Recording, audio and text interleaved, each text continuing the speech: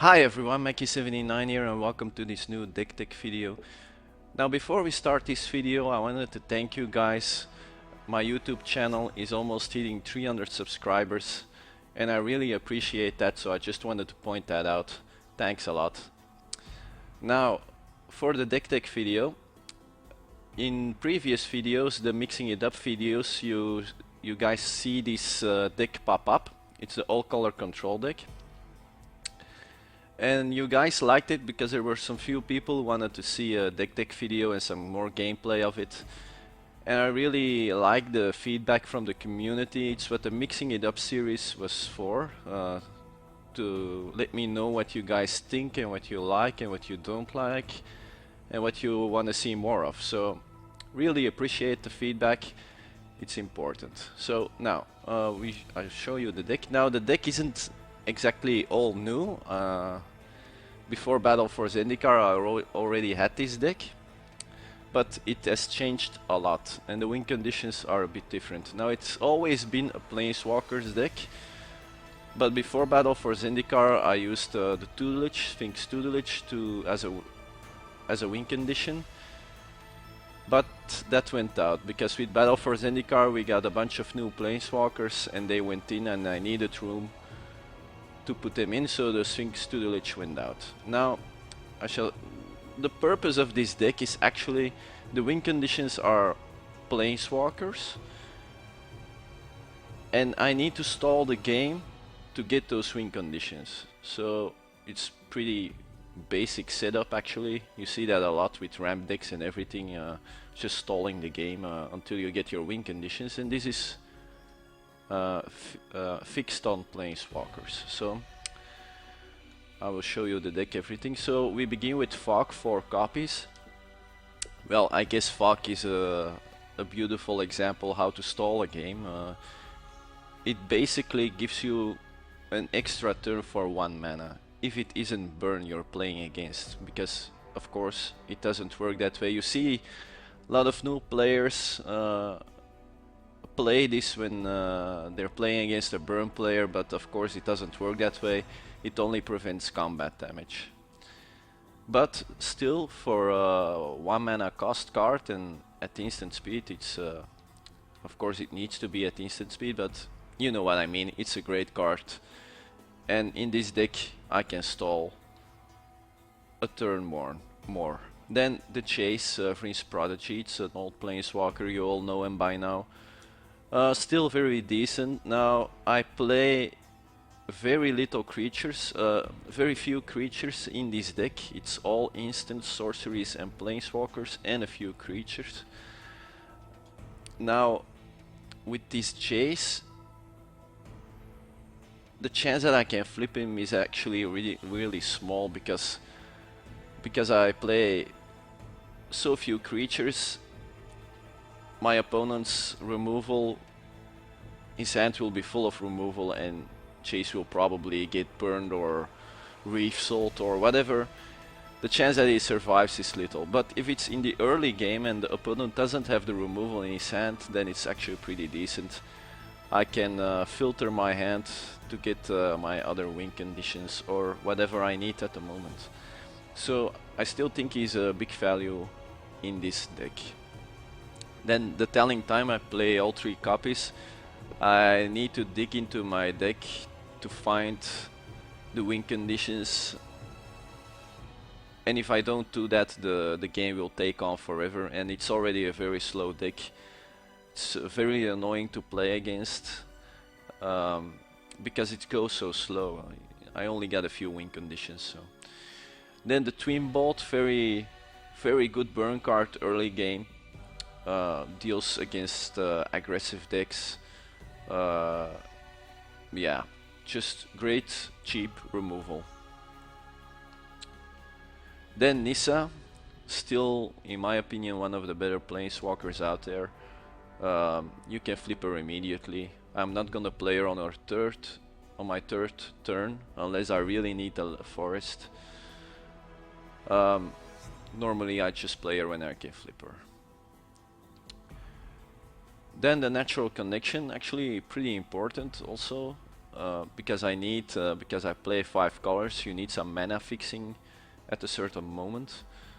And Natural Connection does that just great. Also, it's instant speed, so if I don't Twin Bolt or Telling Time, I can still do this at the end of the turn. I like it that it's a rampant growth actually on instant speed. I really like that. Then the Radiant Flames, I play all sweepers that I can think of. Radiant Flames, very good, cheap board wipe. Yeah, you all know it, it's a great card. Then the Raw Spout, it also delays my opponent's play against I can also use the Awaken, which is pretty important in this deck actually, because I don't play that many creatures.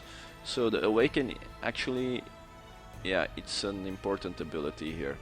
But just besides that, for 3 mana, put the target creature on top of its owner's library. It's actually pretty decent. I can also do that because it doesn't have to be my opponent, it can also be me, which can be important, but I will tell you later that. Then the Suppression Bounce, I play 3 copies, and essentially this is to deal with other planeswalkers, because I don't have any other solution to them. I don't play counters. The reason that I don't play counters is because I suck at it. I have a real hard time to decide what to counter and what not, so I'm not I don't play Magic that well to make such decisions. So I play Suppression Mounts to deal with the Planeswalkers. I know you can also play some burn cards, but then yeah, for the Rolling Thunder I need to double red, and yeah, I don't like that. I only play the Twin Bolt and the Radiant Flames actually as red cards in this deck. So yeah, I don't want it to go to double red cost cards. So it's Suppression Mounts. Then the Languish, still an awesome card. Great Wiper, 4 mana, great thing. Then Gideon, ally of Zendikar. Yeah, as you all know him by now, he can win a game all by his lonesome.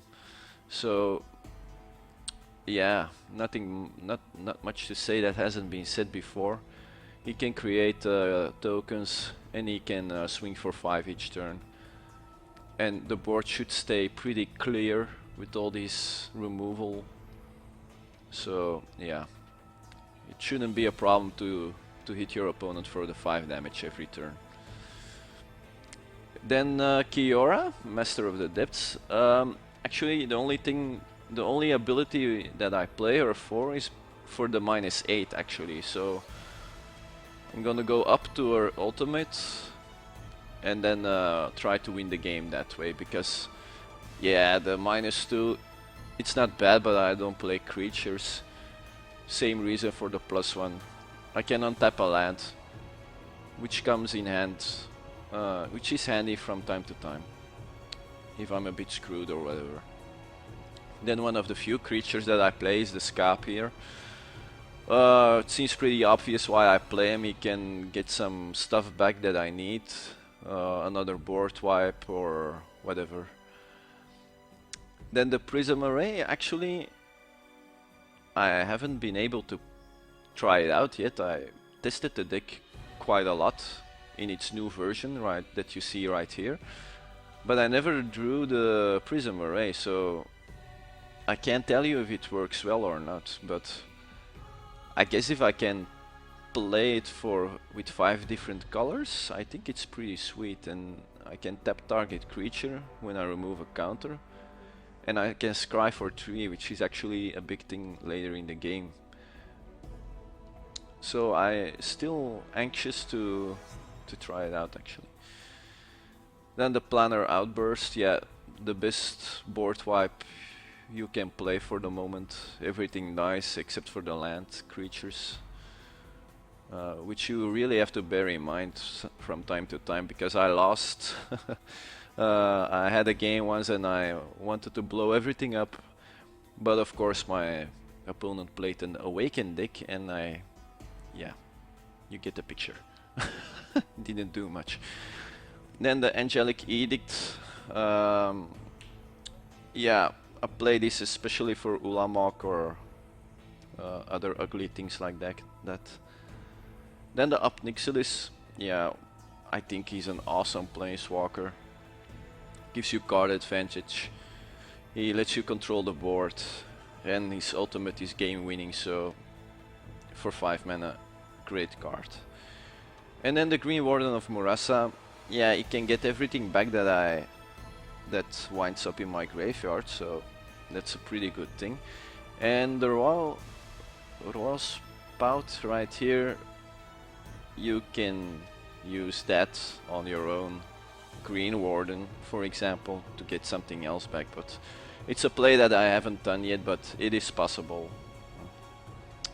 Then for the mana base, 2 plains, 1 island, 1 swamp, 1 mountain, 3 forest, the 2 Vista Canopy, then the Prairie, 2 copies, 1 copy of the Woodland Cemetery, 1 copy of the Drowned Catacomb, Rootbound, 1 copy of the Cliff Top Retreat, the Harbor, 2 copies, the Chapel 1, the Falls 1, the Fortress 2, and the San Pedro Grove 2. Now, this was actually the most difficult thing about this deck, that's the mana base.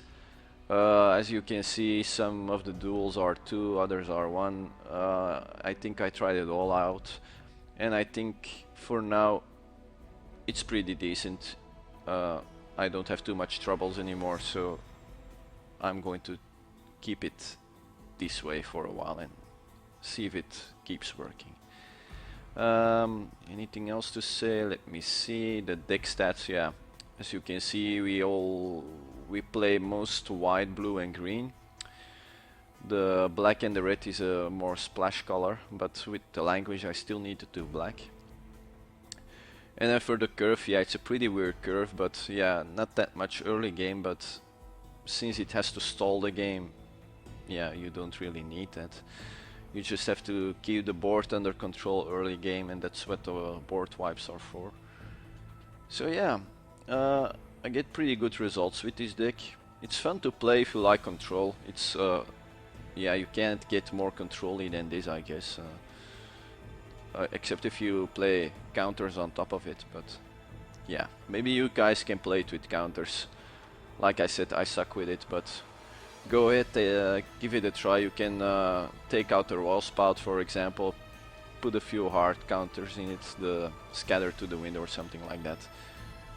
Yeah, and that's the deck for you guys, and also that's it for this video, this deck tech video. Hope you guys enjoyed it, and if you did, be sure to check out the gameplay video of this Conflux deck. If you guys have any feedback, let me know in the comments, and if you haven't done it yet, feel free to subscribe. Bye guys, see you next time.